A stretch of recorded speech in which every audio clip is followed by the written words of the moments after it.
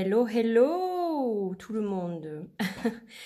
J'espère que vous allez bien, que votre semaine s'est bien passée, que ce week-end a bien commencé. Voilà, je suis très heureuse de vous retrouver aujourd'hui. Alors, je suis pas super en forme dans la mesure où j'ai dû me faire quelque chose, j'ai dû faire un faux mouvement. Du coup, j'ai une douleur dans le thorax, mais je sais que c'est dû à une torsion de mon dos. Voilà, donc j'ai déjà eu ça. Donc c'est pas très agréable, ça me fait mal chaque fois que je respire en fait. Mais bon, je vais essayer voilà, de rester tranquille, de pas trop bouger, et ça devrait le faire. Alors aujourd'hui, je reviens sur le Mariel Tarot, The Mariel Tarot de Mary White. Là, il s'agit de la seconde édition qui m'a été offerte par un de mes amis que je remercie au passage parce que je sais qu'il va regarder cette vidéo. Donc voilà, merci du fond du cœur. C'est un jeu que j'aime énormément. J'en parle pas souvent parce que c'est devenu un jeu un peu intime, donc c'est vrai que je reviens pas forcément dessus. Alors moi j'avais déjà donc la première édition et comme vous voyez la boîte est immense. D'ailleurs ça rentre même pas dans l'écran. Je devrais peut-être voilà, monter un petit peu le trépied. Donc ça c'est la première édition et ça c'est la seconde édition. Donc vous voyez que la boîte de la première était quand même très imposante. Celle-ci est plus haute, mais elle est moins large, enfin moins longue. Voilà. Donc voilà, après on a la même largeur sur le côté. Donc on va revenir à celle-ci. Bon, je vais pas vous remontrer la boîte de la première. C'est un petit peu le même type de boîte, sauf que elle s'ouvrait en fait, je vais juste vous montrer, elle s'ouvrait comme ça vers le haut. D'accord? Et c'était publié chez Schiffer Publishing. Celle-ci est publiée chez un autre éditeur et elle s'ouvre comme ça. Voilà, vous voyez. Donc, je vais quand même vous montrer l'intérieur. Là, on a notre petit spot pour les cartes. Dessus, on met le livre. Voilà. Après ça, c'est amovible. C'est pour que le livre bouge pas, en fait. Et donc, on a des illustrations au dos.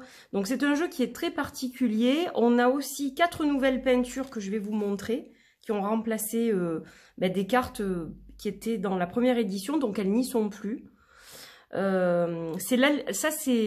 un jeu très spécial qui est aussi alchimique quelque part, parce que c'est l'alchimie de l'âme. Donc, c'est très intéressant comme tarot. Alors, il est complexe, évidemment, mais moi, j'adore ce tarot. Alors, c'est vrai qu'avec la première édition, et je vais vous le montrer brièvement, avec la première édition, ce qui s'est passé, c'est que je l'ai coupé. Donc, je vais vous le montrer comme ça. Donc, je n'ai aucun titre. J'ai enlevé toutes les bordures. Pourquoi? Parce que chez Schiffer, on avait une bordure qui était inégale sur toutes les cartes. Et visuellement, ça me gênait énormément. Donc, j'ai décidé un jour, je me suis dit, tant pis. En fait, on avait le titre en bas des cartes comme ça. Et je me suis dit, tant pis, j'arriverai jamais à rien faire avec ce tarot, parce que ça me gêne, ça se voyait tellement que... Et encore là, ça se voit peut-être moins que sur certaines cartes. Sur certaines cartes, c'était vraiment très visible. Sur certaines, j'avais pratiquement pas de bordure de ce côté, et une bordure immense de ce côté, donc c'était juste pas possible. C'est tellement dommage, parce que la qualité, elle est top, quoi. On avait des grandes cartes comme ça. Et donc, moi, j'ai décidé de les couper. Et donc, vous voyez, au niveau de la taille, ça a fait un... Je vais peut-être vous montrer comme ça. Ça a fait quand même un sacré changement au niveau de la taille, quoi. Donc, on n'était plus sur un format grand. On était sur un format tarot classique, en fait. Voilà, donc ça, c'était pour vous montrer. Donc, le dos, vous verrez dans la deuxième, c'est le même. Avec l'Ouroboros, voilà, qui fait le 8, comme ça. Les deux serpents entrelacés.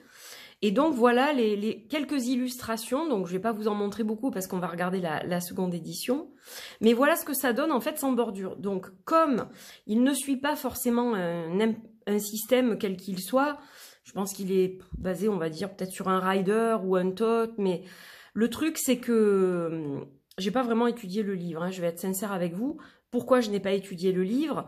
Bien, tout simplement parce que une fois que je l'ai eu découpé, c'est mon intuition qui a pris le pas et je m'en suis servi comme d'un oracle.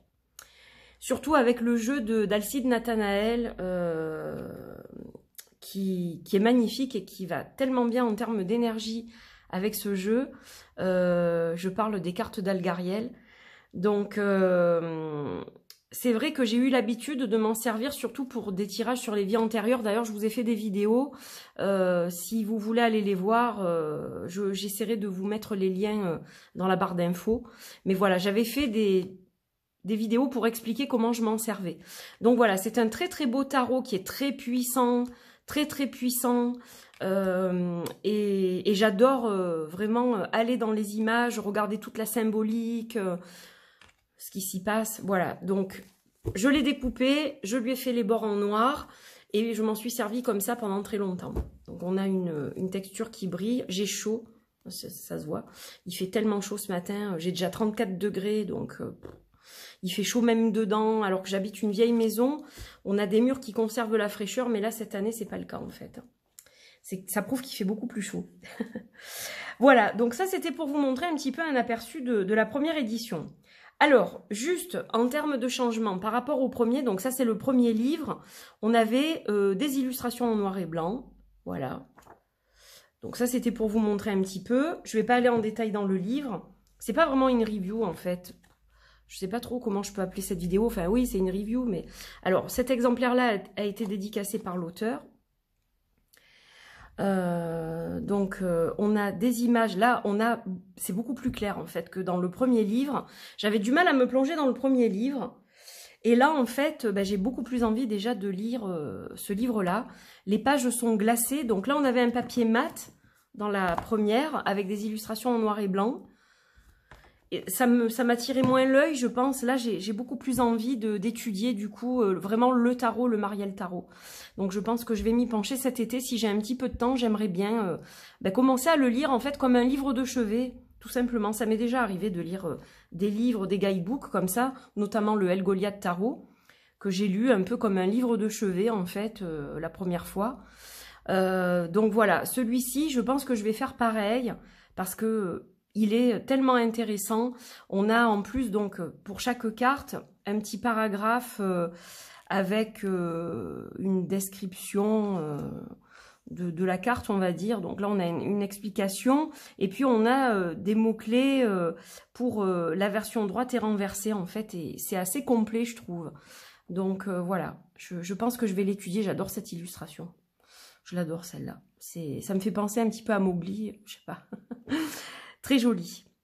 Donc voilà, ça c'est le livre donc qui est vraiment sympa dans cette édition, je trouve, plus sympa que le premier. Alors, je vais vous montrer les cartes qui ont changé. Donc, comme vous voyez, ma version découpée et la nouvelle version, il n'y a pas vraiment de différence, hormis que l'Ouroboros va être plus grand. Du coup, puisque là, ça c'est moi qui les ai coupées, alors que là, elles arrivent comme ça en fait, la tranche est argent, je vais vous montrer ça. Et donc, on a du changement dans certaines cartes. Alors, hop, on va baisser le trépied. Alors déjà, on commence avec le 3 d'épée, donc on n'a pas du tout le même état d'esprit. Alors vous voyez aussi, j'en profite pour vous dire que la première édition brillait énormément. Donc d'un côté, c'est vrai que ça fait ressortir les couleurs, mais elle brillait beaucoup.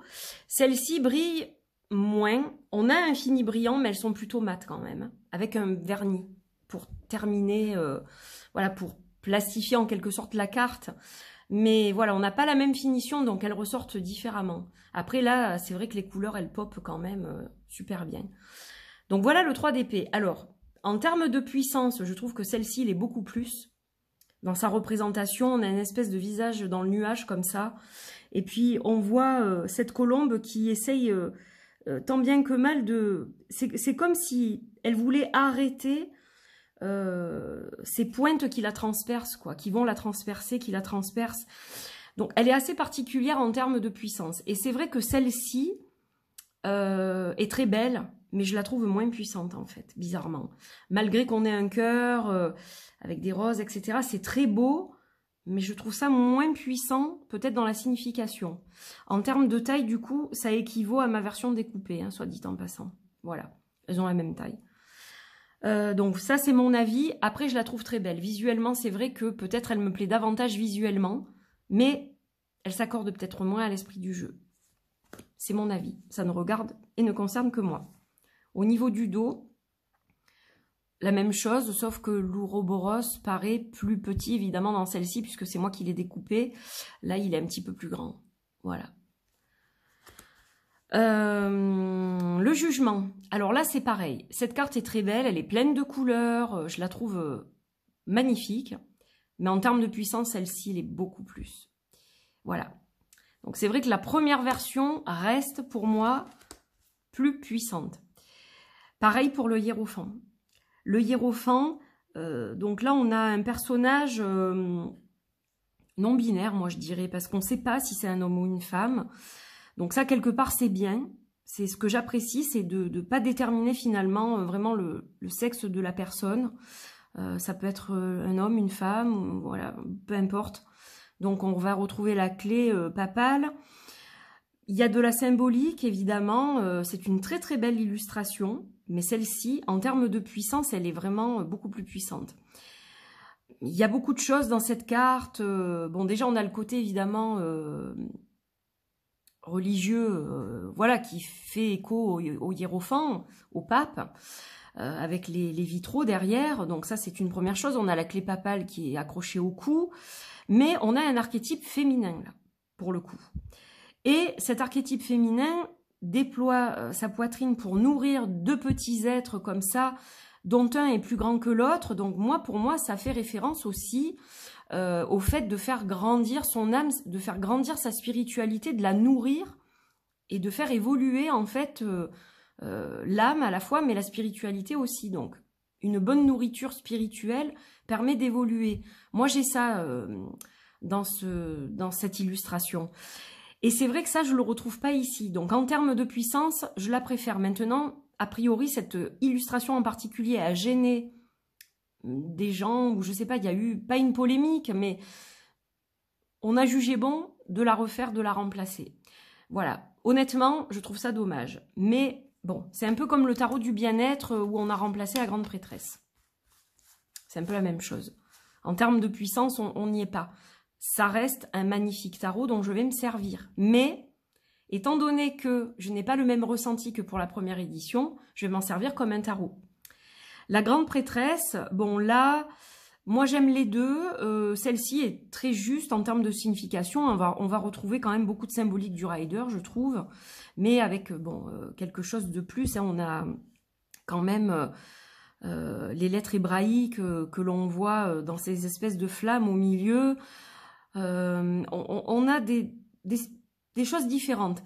Après, c'est vrai que celle-ci, je la trouve quand même magnifique. Et elle est étrange, certes, cette grande prêtresse, mais elle est tellement belle, tellement forte en termes de pouvoir, quoi, je trouve. Celle-ci l'est peut-être tout autant, quand même. Mais voilà, après, ça, c'est libre à chacun.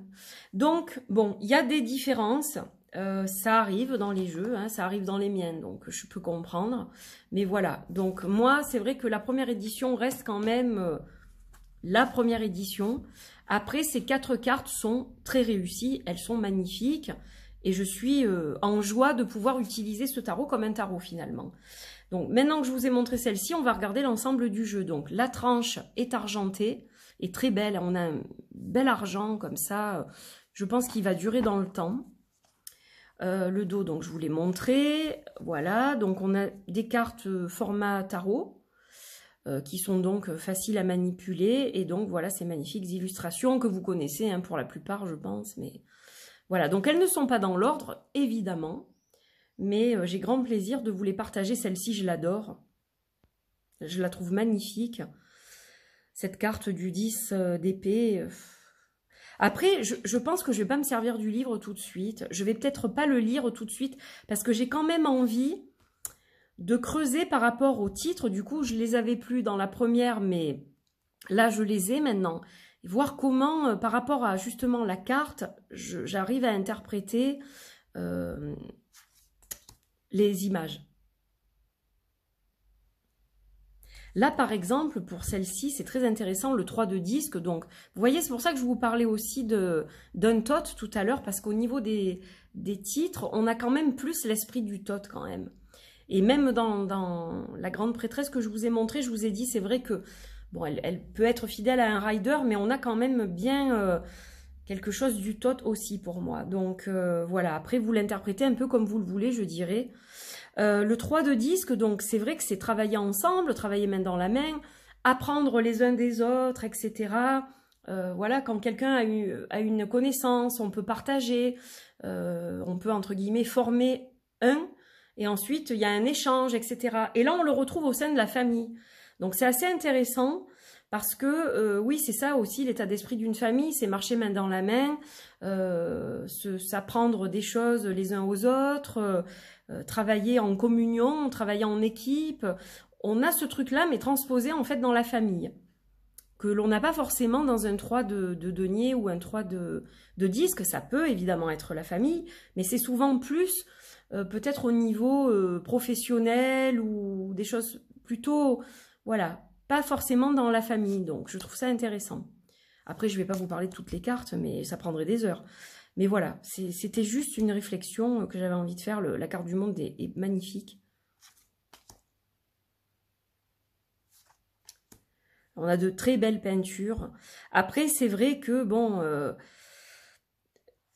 pour les interpréter, on peut aller vraiment dans l'intuitif.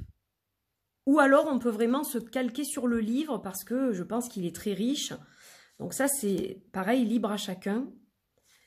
Voilà, elles sont magnifiques, celles-ci. Les cartes avec les corbeaux sont très belles. Les cartes avec les loups sont très belles. On a aussi un peu de panthéon égyptien, avec Maat, évidemment, qui représente la justice. Hein. Donc, ça tombe sous le sens. Il y a quand même des choses, des fois. Moi, celle-ci, la reine des bâtons, je la trouve mais tellement reine des bâtons, quoi. On a quelqu'un comme ça qui est ancré, on a l'impression qui est posé et qui regarde tout droit, qui sait exactement où elle veut aller. Elle tient ce petit léopard dans ses bras. Et quelque part, ça fait aussi référence pour moi au signe de feu. Bon, les lions évidemment, mais on a tous les signes de feu. Elle est très feu, cette carte. Et on a quelqu'un de très déterminé. On retrouve la détermination de la reine des bâtons. Puis quelqu'un qui n'a pas froid aux yeux aussi, hein, parce que quelque part, elle dévoile pratiquement son entrejambe. Donc on a quelqu'un qui n'a pas froid aux yeux, qui est prêt à tout pour arriver à ses fins quelque part. Et ça, c'est vraiment bien dans la veine des signes de feu, je dirais. Voilà, donc très représentatif, le soleil est magnifique. D'ailleurs, je vais le mettre de côté parce que je vais vous montrer la lune après, vous allez voir. Pour ceux qui ne le connaissent pas, 9 d'épée. Donc, je ne sais pas si la première édition se trouve encore, je ne saurais pas vous dire. Le roi des coupes est magnifique aussi. Hein. Très Poséidon, j'adore. Le 2 de disque, très ancré dans la terre, il est très ancré ce tarot aussi. Mais à la fois ancré à la spiritualité et à la terre. C'est ça que je trouve magnifique, la carte de la force aussi. On a ce lion qui sort de l'entrejambe d'une personne comme ça, et je trouve ça, mais tellement la puissance de la Kundalini presque, hein, aussi, hein, parce que qui vient du chakra racine et qui monte jusqu'en haut. On a quelque part un peu ça aussi, magnifique. Hein. Moi, je vous donne mes ressentis. Ça vous parlera ou pas d'ailleurs. Et il ne faut pas hésiter à commenter, à donner votre avis. Pour ceux qui connaissent ce tarot, ben, si vous ne le connaissez pas, qu'est-ce que vous évoque ce tarot? Qu'est-ce qu'il vous fait? Est-ce qu'il vous plaît? Moi, je trouve aussi une profondeur, quelque chose alors en anglais, on dit raw, quelque chose de cru, d'honnête, d'authentique dans les, comment dire, dans les visages, quelque chose de primordial. De primaire, je trouve ça magnifique. Primaire plutôt. Cette carte m'a gênée au début, c'est Pan, le dieu Pan. Je ne sais pas, j'avais du mal et puis bon, je la trouve magnifique en fait. Alors il y a des attributs, bon vous voyez que là il dévoile ses attributs, hein, évidemment on a le sexe qui ressort largement sur cette carte, donc il y a de la nudité mais avec un tel côté artistique que... Voilà, je trouve ça très beau et pas du tout bizarre ou pas vraiment érotique non plus d'ailleurs. Hein. On est vraiment dans une profondeur de l'art et une puissance qui est vraiment particulière. Là, on a beaucoup de choses aussi. On a quelque part, c'est comme une vache sacrée, je dirais. Elle est blanche, donc On a tellement de choses dans cette carte. Celle-ci, je vais vraiment l'étudier. Il y a certaines cartes, je pense que je vais étudier plus profondément. Puis on a quand même une poitrine qui est très féminine, avec un sexe d'homme. Donc, il y a beaucoup de choses à étudier. On a vraiment des cartes très très puissantes. Le magicien... alors ça, c'est ma carte préférée de tout le jeu, je vous le dis. Je vous en ai parlé dans les cartes émotions. C'est la mort. Elle est... voilà. Juste waouh. Pour ceux qui n'ont pas vu mon vlog carte émotion, vous pourrez aller voir d'ailleurs... si le cœur vous en dit, voilà la fameuse lune. Donc maintenant qu'on a les deux, voilà pourquoi je voulais vous les montrer côte à côte, mais comme ça surtout. C'est magnifique. Le 2, hop, le 2 de bâton. On a, alors, très intéressante, la carte du 2 de bâton qui parle déjà d'un potentiel changement de direction, etc. Mais on n'a peut-être pas encore toutes les infos pour pouvoir effectuer ce changement où on n'est pas sûr, il manque quelque chose. Il manque une pièce au puzzle. Donc là, on a vraiment ces deux arbres qui réfléchissent, hein, on a l'impression. Donc on a un passage ici, mais c'est sombre. Donc on voit bien qu'on n'a pas toutes les infos. Moi, je trouve ça... il est très intéressant, ce tarot. Hein. La reine des épées, oh là là, qu'est-ce qu'elle est magnifique aussi. J'adore. On a ce côté intelligence, en fait. Et ouais, les corbeaux sont des oiseaux très intelligents. Et on a vraiment ce côté intelligent, observateur. Puis on a plusieurs idées en même temps. On regarde partout à la fois. On a des yeux derrière la tête, là. Hein. À côté de ça, pour moi, la reine des épées, c'est vraiment quelqu'un qui a souffert, qui a eu beaucoup d'embûches sur son passage, mais qui arrive toujours à trouver une clarté à un moment donné pour avancer. Enfin, je trouve ça génial, quoi, cette carte. 10 des bâtons, 10 des disques, le 8 des disques. Donc, c'est vrai que quand je l'ai eu découpé pour la première édition, je n'ai pas pu déterminer quelle carte était quelle carte. Il aurait fallu que je prenne le livre chaque fois et j'avais pas envie, en fait. Je pense que j'avais juste un travail intuitif à faire avant de le considérer comme un tarot finalement. Ou de l'utiliser, pas de le considérer, de l'utiliser comme un tarot, c'est plus juste. 5 de disques. Suis le chemin de ton cœur, quelque part, c'est un peu ça. Alors, elle est particulière parce que vous voyez, on a cette Ouroboros là, on a une notion de cycle. Donc, quelque part, c'est attention de ne pas répéter certains cycles aussi parce que, ben voilà, si on est dans un schéma destructeur ou qu'on est en train de se brûler les ailes, là, c'est une alerte pour moi. Vous voyez, il rentre son doigt dans sa poitrine. C'est quand même... waouh! Il est viscéral, ce tarot. Hein. Il est viscéral. En termes de tarot puissant que je possède, il est dans le top 5, hein, celui-ci. Page d'épée. Le 9 de disque, hein, le fou qui est magnifique. Le fou qui est en pleine transformation, là aussi, en pleine éclosion même, je dirais. Sublime. Roue de fortune. Elle invite au lâcher-prise, je trouve. On ne sait pas toujours ce qui nous attend. La roue tourne, on ne sait pas toujours ce qui nous attend. Mais quelque part, elle invite au lâcher-prise pour pouvoir justement monter sur cette roue, mais sans avoir d'appréhension et la laisser tourner et quelque part accepter un petit peu ce qui nous arrive pour le vivre dans les meilleures conditions. Moi, je trouve qu'elle invite vraiment à la méditation, celle-ci. À l'As des bâtons, c'était aussi une des cartes qui me gênait beaucoup. Hein. Et puis finalement, je la trouve tellement belle et puissante. On a cette espèce d'étincelle, en fait, qui jaillit comme ça. C'est le commencement. Donc, elle est tout à fait logique. Puis, ça brûle partout, quoi. On a les mains qui veulent agir, qui brûlent. On a la tête qui brûle parce que les idées fusent tellement. On a le plexus solaire, ce côté un peu dynamique, confiance, etc., qui est complètement en flamme. Puis, on a le sexe aussi, hein, quand même. Donc, l'énergie sexuelle, l'énergie créatrice. Et ouais. Magnifique. Oh, je l'aime, ce tarot.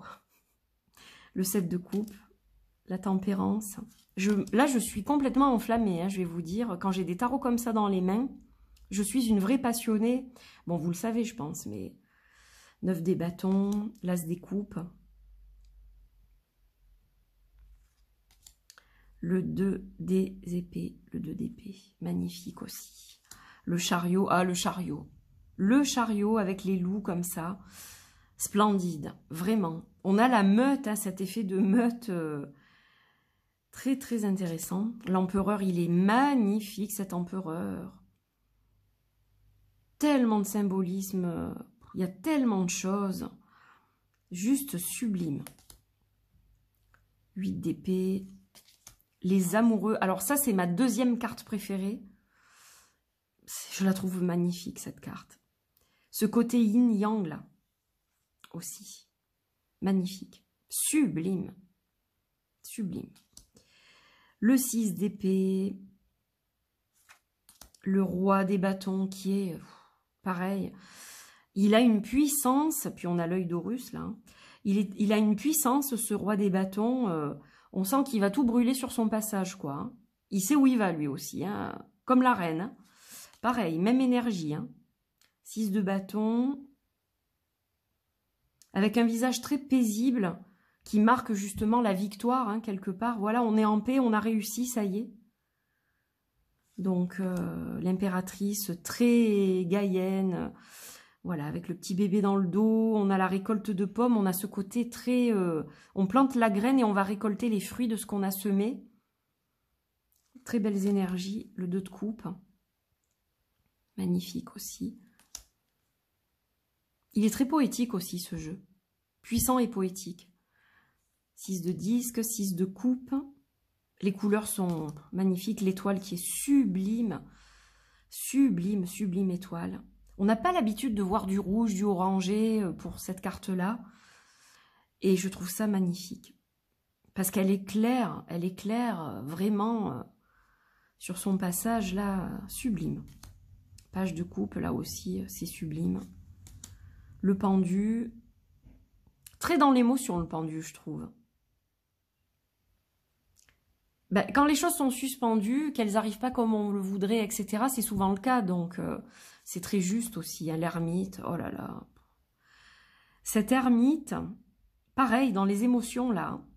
Faire le point sur les émotions, s'éloigner de la tempête ambiante pour se retrouver face à soi et pouvoir accueillir ces émotions et les vivre, justement, et puis les laisser partir, lâcher prise dessus pour avancer. Hein, on a tout ça hein, dans cette carte.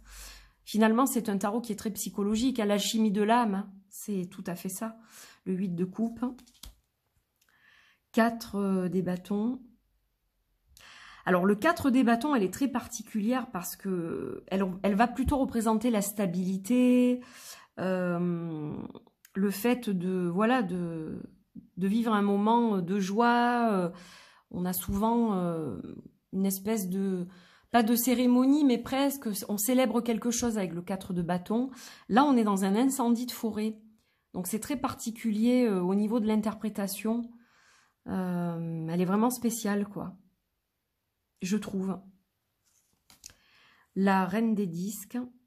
Là aussi, on a vraiment des choses très particulières, de toute façon. Mais c'est comme des racines, un peu, hein, qui sortent comme ça...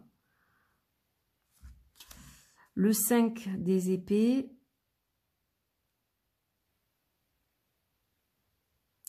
Alors celle-ci, elle est très particulière. Parce que je la vois comme le conflit intérieur, toujours, cette carte, moi. Et lors d'un tirage que j'avais fait pour quelqu'un qui était une jeune femme, en fait, qui était enceinte, voilà, mais qui avait un conflit intérieur. Parce que d'un côté, bon, elle était enceinte, donc elle se voyait pas ne pas garder l'enfant parce que c'était avec son mari, etc. Mais d'un autre côté, elle ne se sentait pas mère. Et en fait, cette carte est sortie. Et ça, pour elle, ça a fait énormément de sens quelque part. Donc voilà, je pense toujours à elle quand je vois cette carte. Et c'est vrai qu'elle est très particulière, quoi. On a beaucoup de réflexions, de pensées, puis on a aussi... le côté peut-être ancestral, ce qu'on a vécu et peut-être qu'on reproduit cycliquement nous-mêmes et qui fait aussi, qui nourrit ce conflit quelque part. Donc il y a beaucoup de choses. Hein. Bon, on pourra en parler des heures et des heures, des jours entiers même. Le roi des épées, 3 de coupe, très paisible le 3 de coupe je trouve. Et le 5 de coupe. Voilà. Donc là vous avez vu toutes les cartes, il est vraiment magnifique. Bah écoutez, on va faire un tirage. Hein. Je pense que voilà, je vais peut-être juste remonter un poil, voilà, pour être plus à l'aise. Ouais, j'ai envie de voir ce que ça donne. On va. Alors, elles se mélangent super bien, hein, elles glissent bien. Il n'y a pas de souci. On peut les mélanger comme on veut, comme ça, hop. 10 d'épée, chevalier de disque. Ah, ah. 10 d'épée, chevalier de disque. Allez, elles ont glissé, hein. Mais c'est parce que je les avais pas bien prises en main. Après, on peut aussi les mélanger comme ça. Voilà, moins facile par contre, moins facile. Voilà, bon, j'espère que la tranche tiendra le coup. Alors, on va en tirer 3. Donc, j'ai envie de dire peut-être, qu'est-ce que je dois laisser derrière moi? Ce sur quoi je dois me concentrer, ce sur quoi je peux travailler, et ce qui peut m'aider peut-être, voilà, ce qui peut m'aider. Allez, on va regarder un petit peu tout ça. Donc en gros, on a le négatif, le positif, et puis ce sur quoi on doit bosser, quoi, c'est un peu ça. Hein. Alors le passé, ce qu'on doit laisser au passé, c'est le roi des épées. Donc le roi des épées, il est dans la réflexion, on est dans le mental avec le roi des épées, mais peut-être trop de contrôle sur la pensée, sur la réflexion. Moi, je le verrais comme ça. On avait peut-être on essaye trop de contrôler nos idées, nos pensées, etc. On est toujours peut-être dans le contrôle, ou on était toujours dans le contrôle. Et c'est ça qui fait que finalement, on n'avançait pas, ou on était trop préoccupé par des soucis aussi. Hein. Ça peut être ça, quand on est trop dans la réflexion. Après, le roi d'épée, il sait diriger ses idées, hein, vous voyez. Quand même qu'il a un arc comme ça, il peut décocher sa flèche. Mais là, quand on vous dit que c'est tendance négative, ça va plus être justement que on n'arrive pas à avoir une clarté qui nous permet de décocher la flèche dans le mille. Moi, je le vois comme ça. Alors, ce sur quoi on doit se concentrer, le chevalier des épées. Donc, justement, plus libre au niveau des idées. Avec le chevalier, on a déjà cette idée de mouvement. Hein, le chevalier, il est en mouvement, il est toujours en mouvement dans un tarot, oups, je sais pas ce que j'ai fait là, dans un tarot normal, dans un tarot classique, il va être sur son fidèle destrier, et c'est quelqu'un qui avance avec 1000 idées à l'heure. D'ailleurs, regardez, là on a la chouette, il est sur sa chouette et il avance dardard, mais quelque part, on a aussi la sagesse avec cet animal. La sagesse, donc pour moi, on vous dit moins de contrôle sur le mental, plus de liberté, c'est-à-dire essayer de lâcher prise pour retrouver une clarté. La clarté, elle est là avec la chouette, et vous avancerez beaucoup plus facilement. Et regardez, ça tombe sous le sens. On a des épées, et là aussi. Donc vous voyez, moins être, voilà, autoritaire dans le contrôle, etc. Plus lâcher prise, et là, ça va avancer. Et ce qui peut nous aider, le 10 des coupes, eh bien oui, forcément. Là, on a le cœur, on suit son cœur aussi. On est dans l'épanouissement du cœur. 10 des coupes, c'est quand on finalise quelque chose au niveau du cœur, hein, au niveau sentimental, elle est très riche. C'est qu'on a trouvé l'âme sœur, voilà, qu'on fonde sa famille, qu'on avance vraiment, qu'on est dans une histoire stable, etc. Mais là, on va plus être lâcher prise dans le mental, dans tout ce qui concerne vraiment la tête, et peut-être se rapprocher plus du cœur, avoir ce lâcher prise, cette espèce de sagesse en lâchant prise. Et justement, c'est là que les choses vont avancer. Donc, vous voyez, alors, il est peut-être court ce tirage, c'est juste pour voir comment j'arrive à l'interpréter. Et bizarrement, je pense pas du tout à ce que je fais, vous voyez, au niveau de l'oracle. Donc, c'est ça qui est assez phénoménal, je trouve. C'est un jeu totalement différent, en fait, pour moi. Déjà, en termes d'énergie, en plus, il me vient d'un de mes amis chers. Donc, voilà, je pense qu'il y a toute une symbolique, une signification particulière pour moi. Mais voilà ce que je peux dire. Donc, lâcher prise sur le mental, on a tous des problèmes, on a tous des soucis, plus ou moins gros, plus ou moins handicapants, plus ou moins stressants, plus ou moins bloquants. Mais de toute façon, il y a des choses qui ne sont pas sous notre contrôle dans tous les cas. On essaye de contrôler des choses qu'on ne peut pas contrôler souvent. Donc quand on ne peut pas les contrôler, ça ne sert à rien de se mettre martel en tête. En faisant ça, on libère l'esprit des choses qui ne doivent pas s'y trouver et on arrive à avoir une clarté qui est beaucoup plus grande et du coup, on peut prendre des décisions, on peut faire des choix et là, on commence à avancer et bizarrement, les choses se débloquent. Et là, on est près du cœur aussi du coup parce qu'on ne réfléchit pas qu'avec sa tête mais avec son cœur aussi. Voilà ce que je peux vous dire. J'espère que ça vous parle en tout cas. Je vous fais des bisous. Merci d'avoir suivi cette vidéo. N'oubliez pas de liker, de commenter, de vous abonner à cette chaîne pour la faire grandir et fonctionner. J'ai besoin de vous pour pouvoir continuer. Voilà, donc partagez si le cœur vous en dit. Et puis, je me languis d'avoir vos retours. Je répondrai évidemment dès que j'en ai la possibilité. J'essaye de le faire dès que possible. Chaque fois, des fois, ça prend un petit peu de temps et j'en suis désolée. Mais voilà, je vais essayer de m'améliorer là-dessus. Je vais essayer d'être un petit peu plus, comment dire, un petit peu plus rapide. Voilà. En tout cas, merci à mon cher ami de m'avoir offert cette seconde édition. Je vous fais des bisous. Je vous dis à très très vite pour de nouvelles aventures. Portez-vous bien. Bye bye.